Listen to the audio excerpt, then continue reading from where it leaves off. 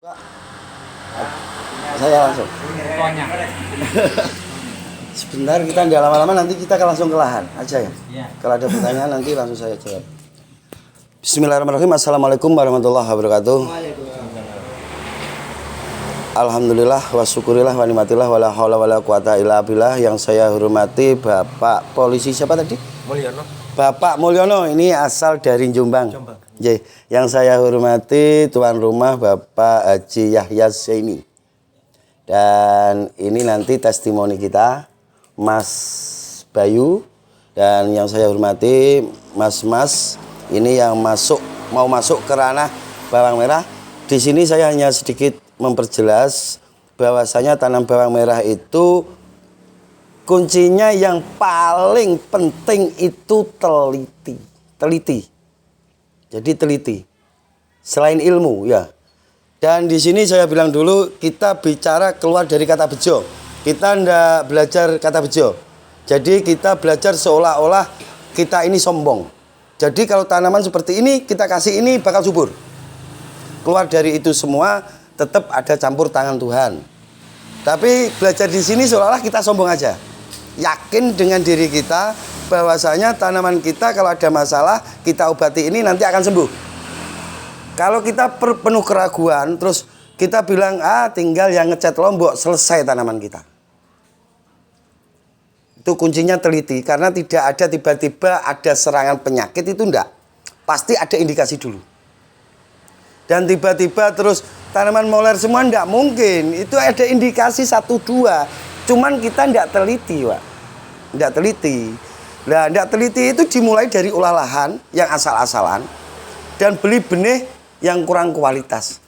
Saya tidak berharap atau mengharap beli benih dari Gusman, enggak. Beli benih dari manapun, yang penting jenengan itu teliti, benih itu benar-benar kualitas.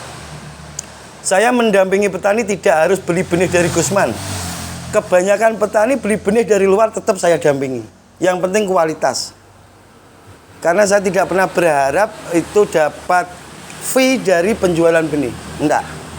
Tugas saya sosialisasi ke lapangan, benar-benar memberitahukan petani bahwa bertani itu tidak cukup satu kali panen. Tujuan kita bertani itu berkelanjutan. Contoh kecil pakai pupuk hayati.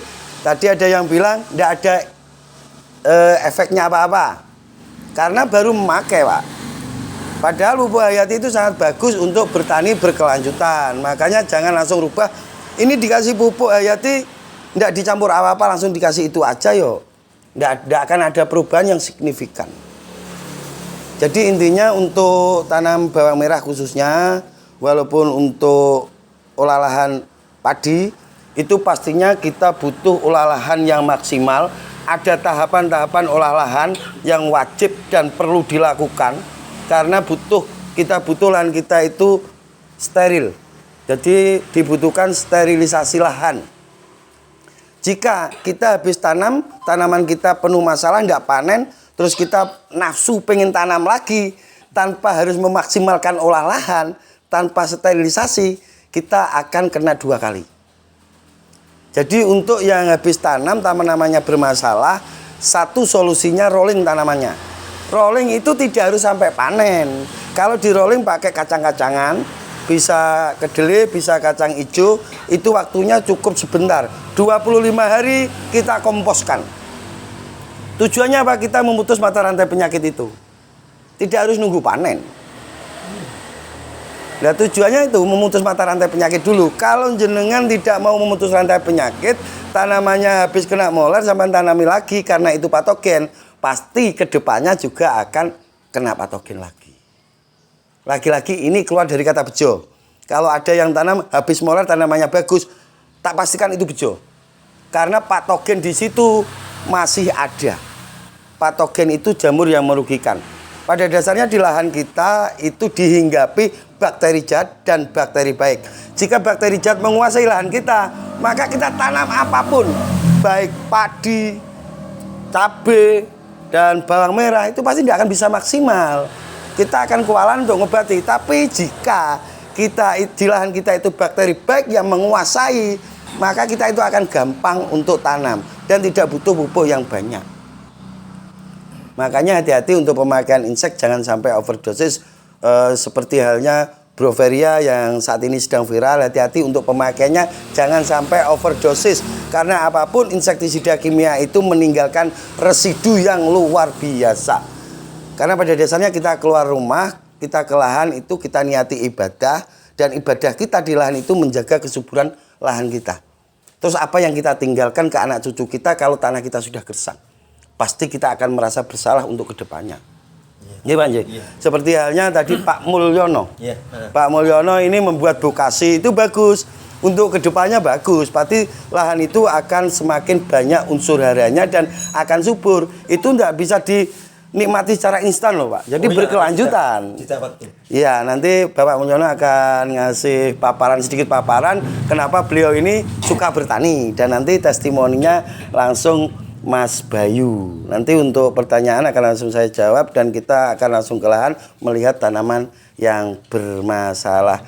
Itu pemberitahuan atau informasi dari saya, pembelajaran bagi saya pribadi dan untuk jenengan-jenengan semua, karena saya itu tidak hanya ngontrol tanaman orang lain, saya juga praktek langsung di lapang di lahan saya sendiri. Saat ini saya buka lahan kurang lebih 1,2 hektar itu saya tanami bawang merah, itu jauh dari rumah saya, kurang lebih perjalanan 1,5 jam Mas Ucup ya. Itu lahannya beda dengan lahan saya. Kenapa saya tanam di situ? Saya pengen merasakan tanam di lahan yang berbeda. Karena pada dasarnya lahan Situbondo sama Probolinggo itu sudah beda. Karena beda lahan, beda cara penanganan. Lahan itu ada yang banyak kelebihan sulfurnya, kelebihan fosfatnya, ada yang kelebihan mikronya. Semuanya yang berlebih itu akan membuat racun, akan berubah menjadi racun di lahan kita. Lah caranya yo sterilisasi lahan tadi. Bukan berarti kalau bilang ada tanaman yang moler dia terlalu lembab, itu terlalu tinggi unsur N-nya, bukan berarti jenengan ngasih N-nya terlalu banyak, bukan. Lahan sampean kandungan N-nya sudah terlalu tinggi. Nah di situ kita setting pemupukannya, N-nya kita kurangi. Ya, petani itu kalau sudah masuk ke ranah bawang merah terutama, tanpa merendahkan petani padi ya, itu pengetahuannya harus di atas petani padi. Tidak boleh beli obat merek. Jadi beli obat harus bahan aktif. Masuk ke toko pertanian, tanya bahan aktifnya apa. Mas Rananda, monggo. Jadi tidak kita beli merek jangan. Kalau kita tahunya merek, nanti bahan aktifnya sama, kita gunakan. Pemborosan Pak Nji. Dan jangan menggunakan obat yang bahan aktifnya sama itu berulang-ulang, karena itu akan membuat resisten. Kalau lahan sampean itu sudah resisten, kedepannya sudah tidak akan bisa ditanami, sudah kewalahan. Contoh yang sudah benar-benar terlihat saat ini Brebes. Waktu itu saya 2018 belajar di Brebes, saya belum konten, saya belum begitu masuk ke lahan. Saya sudah bilang ini untuk 10 tahun ke depan Brebes sudah tidak bisa ditanam bawang merah. Kenapa? Kita lewat jalannya saja yang hidup pestisida. Dan sekarang belum, 2018 baru 2022. Orang Brebes, pemain dari Brebes itu tanamnya sudah di luar Jawa. Kebetulan saya ada pendampingan di Kabupaten Brebes, itu luasan 5 hektar. Itu susahnya minta ampun. Karena residu yang ditinggalkan tadi. Makanya untuk olah lahan benar-benar kalau lahannya sendiri wajib memakai kompos seperti Pak Mulyono tadi. Itu untuk kedepannya bagus. Tapi untuk petani yang sewa lahan 1 tahun ya saya belum bisa ngasih solusi. Soalnya kalau kita ngasih kompos saat ini, untuk tahun berikutnya yang nyewa bukan kita lagi. Nah itu loh beratnya di situ. Itu permasalahan yang selama ini saya dapatkan langsung dari lahan. Oke, nanti ada sesi tanya jawab. Nanti kalau Mas Bayu bisa jawab Mas Bayu, karena nanti kedepannya Mas Bayu insya Allah jadi perwakilan dari Gusman Bojonegoro yang ada di sini. Ya Mas Bayu wani? Wani. Gak wani. Ya belajar Mas Bayu. Pada dasarnya sesenior apapun kalau tidak mau belajar dia bakal tumbang. Saya yakin itu. Sejunior apapun kalau mau sering-sering belajar dia akan bertahan. Kenapa saya bilang tumbang? Tanam saat ini cara olah lahan atau cara penanganannya itu sudah beda dengan sampan yang tanam akan datang. Yang saat ini sampean pakai untuk yang akan datang, sampean akan ketinggalan. Tidak sama, permasalahannya tetap tidak sama. Makanya harus selalu update. Seperti itu. Untuk Pak Mulyono, monggo sedikit cerita. Alasannya apa kok senang bertani? Monggo pakai mic mawon, Pak. Assalamualaikum warahmatullahi wabarakatuh. Pertama-tama kami panjatkan puji syukur kepada Allah SWT bisa berkumpul di sini dalam keadaan sehat dan bisa bertemu langsung dengan Pak Gusman Bujonegoro. Dengan kehadirannya terima kasih banyak Pak Gusman. Kita bisa menimba ilmu, ingin belajar bertani. Dan terkait apa yang ditanyakan sama Pak Gusman, kenapa kok bertani? Intinya begini Pak Gusman. Kalau kita kembali pada agama, kita sejak lahir sudah dipertanggungjawabkan oleh Allah dan sudah kusediakan ladang di depan, belakang, kanan, kirinya kamu. Kata beliaunya, kata di Quran, syukurilah ladang yang di depan, belakang, kanan, kirinya kamu sebagai makhluk yang mulia untuk berpikir. Yang lebih berpikir, yang telah dipertanggungjawabkan, sudah kusediakan ladang. Akhirnya saya tetap bergelut, walaupun dinas di kepolisian tetap bergelut di bidang pertanian. Nah, selama di bidang pertanian ini, karena antisipasi dengan situasi darurat, keadaan pupuk mahal, sehingga saya proses bahan pupuk bokasi yang saya peroleh dari kotoran kambing yang kering, kemudian kita fermentasi dan sebagian kita aplikasi dengan kotoran ayam. Kemudian diaplikasi menggunakan mol dari tetes dan EM4 dengan cara-cara yang sudah tersedia. Dan di samping itu kita menggunakan mol yang kita peroleh dari kotoran kencing kambing yang pengelola kambing yang secara modern yang dikumpulkan itu, kemudian kita tampung, kita fermentasi. Dan alhamdulillah itu semua sudah saya uji coba ke tanaman-tanaman di sekitar rumah. Juga ke tanaman bawang di sebedak di dalam rumah, juga tanaman cabai tanpa menggunakan bahan kimia. Alhamdulillah kualitasnya cukup bagus. Di samping itu ketika menggunakan mol, kita gunakan sebagian air kelapa. Ternyata air kelapa bukan main kalorinya, kandungannya. Menggunakan itu kita siramkan, nggak kita semprotkan. Alhamdulillah perkembangan cukup bagus. Sementara itu Pak Gusman, masukan-masukan dari saya. Terima kasih. Wassalamualaikum warahmatullahi wabarakatuh. Waalaikumsalam warahmatullahi wabarakatuh. Terima kasih untuk Pak Mulyono, sangat menginspirasi sekali. Dan selanjutnya nanti ini Mas Bayu testimoni cerita dari awal. Jangan ada yang ditutupi Mas, karena ini dilihat orang banyak nanti ya. Tutupi biar menginspirasi teman-teman yang lainnya. Yang tadi sekiranya sempat dikutip bahwasanya Mas Bayu ini pernah kerja di pabrik dan pabriknya tutup, akhirnya pindah menjadi petani. Monggo. Terima kasih. Assalamualaikum warahmatullahi wabarakatuh. Waalaikumsalam warahmatullahi wabarakatuh. Perkenalkan, nama saya Bayu.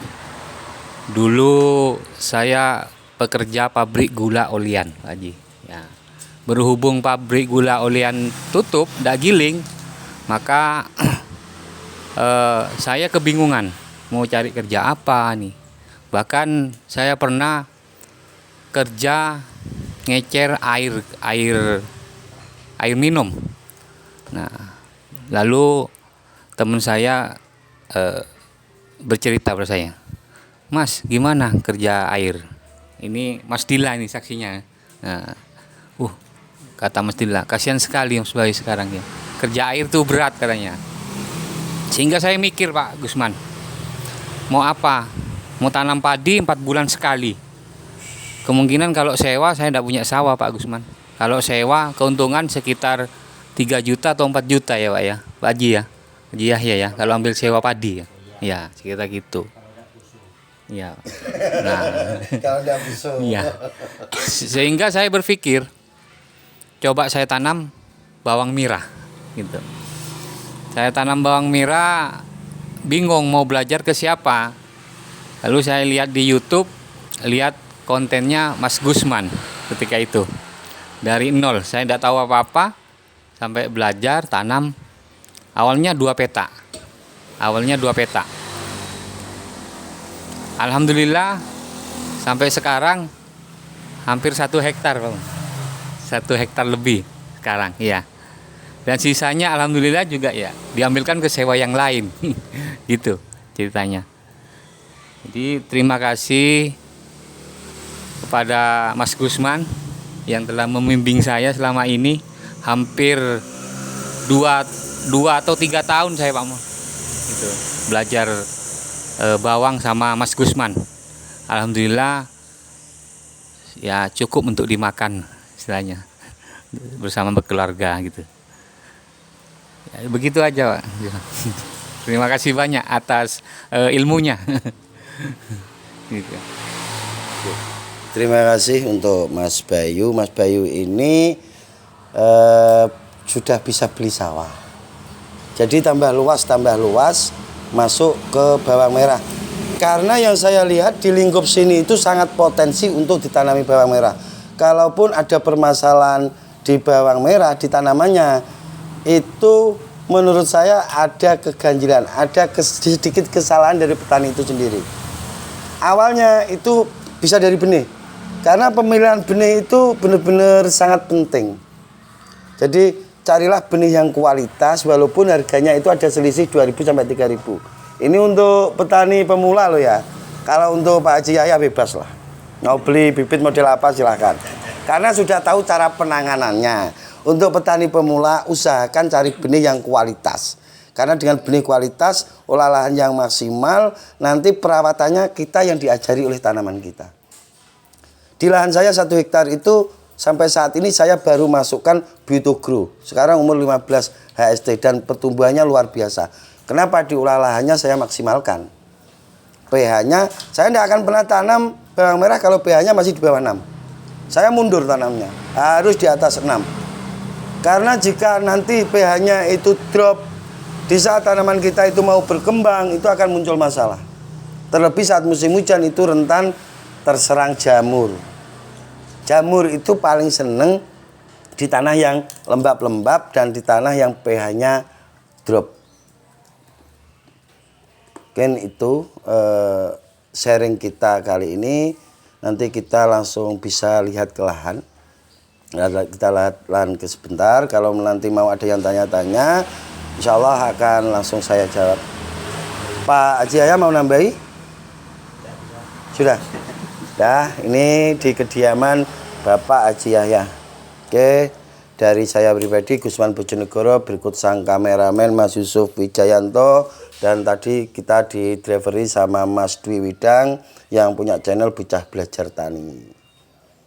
Akhirul kalam, wabillahi taufik walhidayah waridho walinayah. Assalamualaikum warahmatullahi wabarakatuh.